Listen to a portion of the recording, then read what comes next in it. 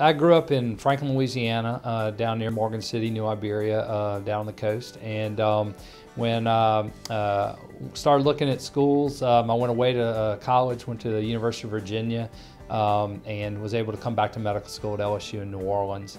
I enjoyed New Orleans as a place to live, enjoyed the patients that we were able to see, the clinical exposure we got while we were at Big Charity. I was one of the last groups to come through and train there.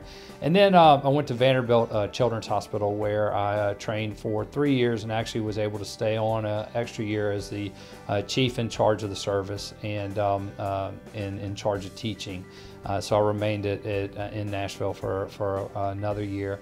And then in 2000, my wife and I moved back to Baton Rouge, looking to get back home to the place at least I grew up, and hunting and fishing and the lifestyle that we wanted. So we moved back in 2000.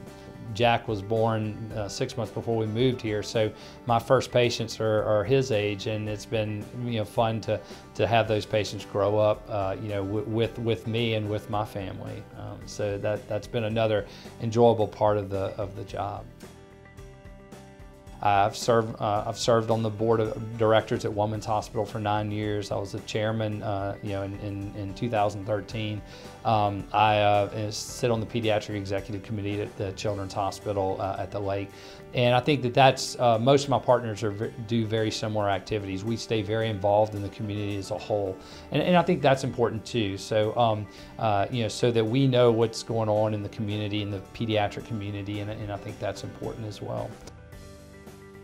I get asked all the time, what type of pediatrician are you, or how do you practice? And my feelings are, I try, it was hammered into me pretty well at Vanderbilt that you want to try to maintain best practice. And by best practice, we mean, what is the latest literature showing the best way to treat, childhood illnesses. And I think that's very important. And you can ask, pediatricians, how do they stay up on the literature and those type things.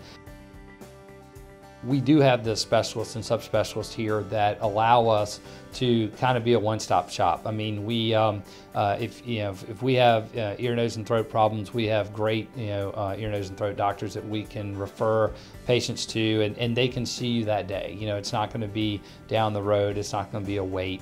We have full lab, radiological, expertise. We can get those studies done that day you're here. So it has helped us in providing an answer for families, because when you're told your child is sick, or they may have a illness that is different or unusual, you want answers. And I think having that support mechanisms here at the clinic, both with doctors for consults and the lab and radiological support staff, makes it a quicker turnaround. And I think patients appreciate that.